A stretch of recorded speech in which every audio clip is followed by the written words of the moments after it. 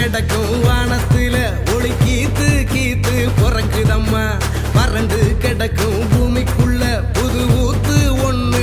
முத்தமிழ் அறிஞர் கலைஞர் கருணாநிதி சாலை அமைத்திட வேண்டும் என்று வலியுறுத்தி அவர்களிடமிருந்து பெற்று இந்த தெருவிற்கு அழகான பெயர் நமது கழகத்தின் தலைவர் முத்தமிழ் அறிஞர் கலைஞர் சாலை என்று இதற்கு இட்டு மட்டும் இன்று இந்த சிறுவர் விளையாட்டு பூங்காவும் இங்கே சுற்றி இருக்கும் மக்கள் மாலை நேரத்திலும் காலை நேரத்திலும் நடப்பயணம் செல்வதற்கு ஏதுவாக இருப்பதற்கு இந்த 20 லட்சம் ரூபாய் செலவில் இங்கே இந்த பூங்கா அமைக்கப்பட்டிருக்கிறது.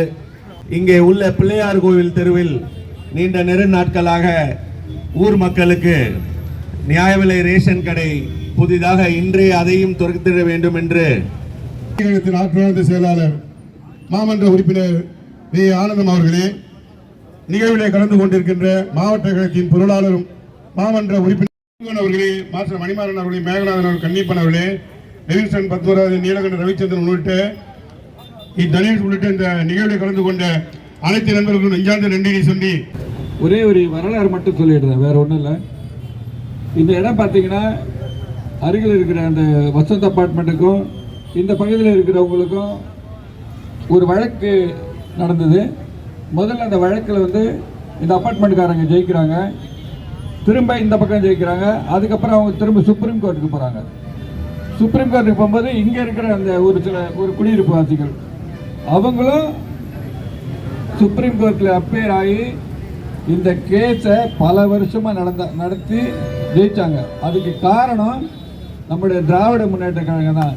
மேயராக இருக்கும்போது அவர் இந்த இடத்த பார்த்துட்டு இந்த இடத்துல ஒரு பிரிட்ஜு போடுங்க, கண்டம் கோர்ட்டு வந்தாலும் பரவாயில்ல, இங்கே ஒரு பாலத்தை போடுங்க, நம்ம அந்த கோர்ட்டில் ஃபேஸ் பண்ணிக்கலான்னு இங்கே இருக்கிற மக்களுக்கு தைரியம் கொடுத்து அதுபடி அவருடைய மேயராக இருக்கிற காலத்தில் இந்த இடத்துல பிரிட்ஜு போட்டாங்க.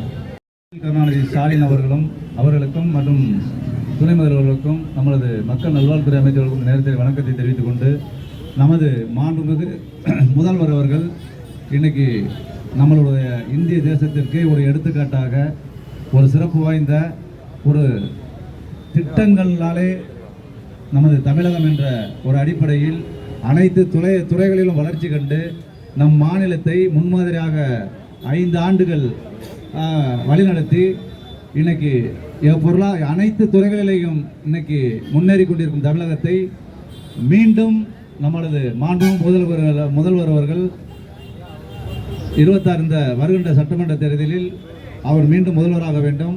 அதற்கு வந்திருக்கும் அனைத்து இயக்க தோழர்களும் உணர்வோடு முத்துவேல் கருணாநிதி ஸ்டாலின் அவர்கள் யாரை வேட்பாளராக கொடுக்குறாங்களோ அவங்கள நம்ம வேளச்சேரி தொகுதியில் அதிகப்படியான வாக்கு வித்தியாசத்தில் நம்ம வெற்றி பெற வைக்கணும். அதுக்கு உணர்வோடு செயல்படுங்க. உங்களுக்கு என்றென்றும் இந்த இயக்கம், இந்த வேளச்சேரி மேற்கு பகுதி கழகமும் உங்களுக்கு என்றென்றும் உணர்வோடு செயல்படும் என்று இந்த நேரத்தில் தெரிவித்துக் கொண்டு அனைவருக்கும் நன்றி, வணக்கம்.